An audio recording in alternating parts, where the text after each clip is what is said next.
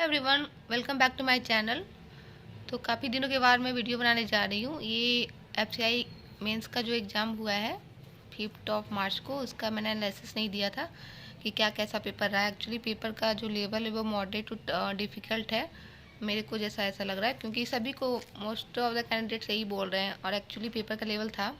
तो चलिए मैं इस वीडियो में पूरे एनालिसिस के साथ बताती हूँ कि क्या क्या क्वेश्चन रहे हैं, ताकि आपके आने अगर नेक्स्ट एग्ज़ाम हो तो आपको काफ़ी हेल्पफुल मिले और इससे आपको पता चलेगा कि जो लेटेस्ट जो पैटर्न चल रहा है बैंकिंग रिलेटेड जो भी एग्ज़ाम है, तो उससे आपको आइडिया मिलेगा और आपको काफ़ी हेल्प मिलेगी इस वीडियो से। ठीक है, तो सबसे पहले बात करते हैं इंग्लिश की। तो इंग्लिश का जो लेवल था वो इजी नहीं बोलेंगे, मतलब इजी टू मॉडरेट, लेकिन इसमें मुझे मॉडरेट ज़्यादा लगा है, इसमें इजी मुझे कम लगा है। तो बताती हूँ मैं। रीडिंग कॉम्प्रिहेंशन था जो कि स्टोरी बेस्ड नहीं था, इसमें थोड़ा स्टेट कुछ करके कुछ डेटा करके कुछ दिए गए थे।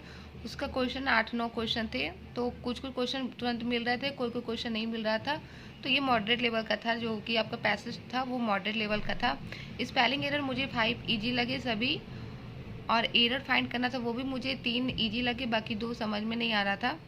एंड वर्ड्स होता है जैसे कि कोई भी एक पार्टिकुलर वर्ड दे दिया, उसमें उसका सेंटेंस 3 बना दिया और उसमें बोल रहा है कि क्या वो सही है या नहीं, सही यूजेज उसके हुए है या नहीं, ये भी था क्वेश्चन। और बाकी मुझे याद नहीं आ रहा। तो इस तरह के क्वेश्चंस इंग्लिश में देखने को मिले थे। मतलब फ्यूचर में अगर एफसीआई का एग्जाम हो तो एफसीआई मेंस इसी तरीके के क्वेश्चन आते हैं, जो कि आपका आरआरबी क्लर्क मेंस आप बोल सकते हो, उसके लेवल का ही एग्ज़ाम था। ठीक है, अब बाकी करते रीजनिंग। रीजनिंग मुझे इजी लगे क्योंकि इसमें काफ़ी सारे स्टूडेंट्स का वो पजल स्टक हो गए थे फ्लोर एंड फ्लैट वाले पजल में, बट होपफुल मेरा सही हुआ था। आई मीन मेरे को वो होते हैं ना, तुरंत तुरंत मिलते जा रहे थे, तो मेरी वो सही हुई। तो इसमें ये इजी लगे मुझे रीजनिंग के। इसमें आपको फ्लोर एंड फ्लैट वाले पजल थे। फ्लोर एंड फ्लैट पजल में वेरिएबल के साथ दी हुई थी, उसमें 3 फ्लोर थे और उसमें 2 फ्लैट थे, और वेरिएबल्स के साथ थे कि कुछ गेम या कलर का नाम था, मुझे ध्यान नहीं है। फिर ये बात करते मंथ वेरिएबल, मंथ वाले पजल थे, जनवरी से लेकर जून या जुलाई तक था। उसमें लोग बैठे हुए थे और कुछ उसके साथ भी वेरिएबल्स था, वो भी था, लेवल था इसका भी। फिर सिलोगिज्म था, वो भी आसान था। और इनइक्वालिटी के क्वेश्चन 2 थे, डायरेक्ट नहीं पूछ के ये पूरा था, इनमें से कौन सा पी ग्रेटर देन डी सही करता है, डेफिनेटली ट्रू करता है, यानी इस टाइप के क्वेश्चन थे।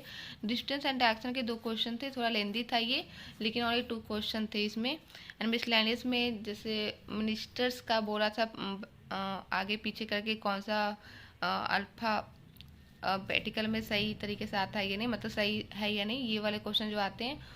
और एक वर्ड बनाने को थे, वर्ड में मेरे को 2 बन रहे थे, तो मैंने एक्स लगाया था। और ये जो वर्ड थे उसमें 2 सही हो रहे थे, आई मीन 2 ही वो पेयर में आ रहे थे। ठीक है, तो रीजनिंग का ये इसमें मैंने जो अटैम्प्ट किया है, इसमें मैंने 25 अटैम्प्ट किया है, but I think direction and distance वाले एक गलत हुआ है मेरे। और बाकी इंग्लिश का मेरा जो अटैम्प्ट है वो 22 है। ठीक है, इंग्लिश में मेरे इतने अटैम्प्ट हैं। इंग्लिश का मुझे श्योरिटी नहीं है कि कुछ कुछ गलत हो सकते हैं, बाकी रीजनिंग का सही होगा ऑलमोस्ट।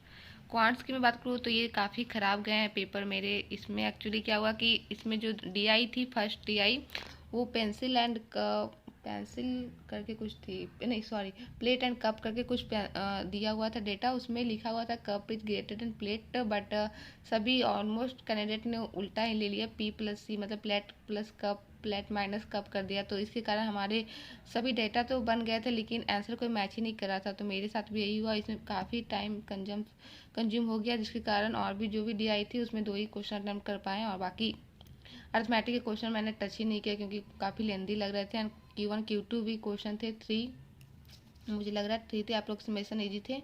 इसमें मेरे जो अटैम्प्ट है वो ओनली 9 है, जो कि काफ़ी ख़राब है, बहुत ख़राब है, ये मैं कुछ कह नहीं सकती। बाकी जीएस की मैं बात करूँ तो जीएस का जो लेवल था वो करंट अफेयर्स बोला गया था कि सिर्फ 5 क्वेश्चन आएंगे, लेकिन काफ़ी करंट अफेयर्स देखने को मिले। एंड साइंस के क्वेश्चन उतने नहीं थे, बाकी हिस्ट्री ज्योग्राफी के क्वेश्चन कुछ कुछ थे, लेकिन करंट अफेयर्स वो भी आपके 5 मार्च को एग्ज़ाम थी, तो फरवरी के लेटेस्ट वाले क्वेश्चन पूछे गए थे। तो मतलब जब भी एग्ज़ाम हो ना, तो जिस मंथ में एग्ज़ाम हो उस मंथ को छोड़ के आपके जो पिछले मंथ है वो ज़रूर करके जाइएगा, इससे काफ़ी हेल्पफुल मिलेगी। मैंने तो इससे यही सीखा है। बाकी इसमें मेरे जो अटैम्प्ट मैंने बताया, और बाकी जीएस में मेरे अटैम्प्ट आई थिंक 25 के अप्रॉक्स है, मुझे ध्यान नहीं आ रहा है, एक्चुअली भूल गई। तो total attempt 25 plus 22 plus 25 plus 9 50 plus 81 only attempt हुए हैं, जिसमें जीएस में भी गलत होंगे। ठीक है, तो पेपर अच्छा नहीं गया, ओवरऑल पेपर उतना अच्छा नहीं गया है, देखते क्या होता है, बट होप काफ़ी कम है। आप लोग भी बताइए कि आप लोग के कितने अटैम्प्ट हुए हैं एफसीआई मेंस में, और आप लोगों को कौन सा सेक्शन टफ लगा और कौन से क्वेश्चन ऐसे हैं जिसमें अभी आप कंफ्यूज है, वो भी शेयर कीजिएगा ताकि और भी कैंडिडेट देखेंगे वो आपकी क्लैरिटी कर दे आपको। ठीक है गाइज, तो ये था मेरी एनालिसिस, आप लोग भी ज़रूर बताएं कमेंट सेक्शन में। बाकी मिलते हैं नेक्स्ट वीडियो में, तब तक लिए bye bye and all the best for your next exam.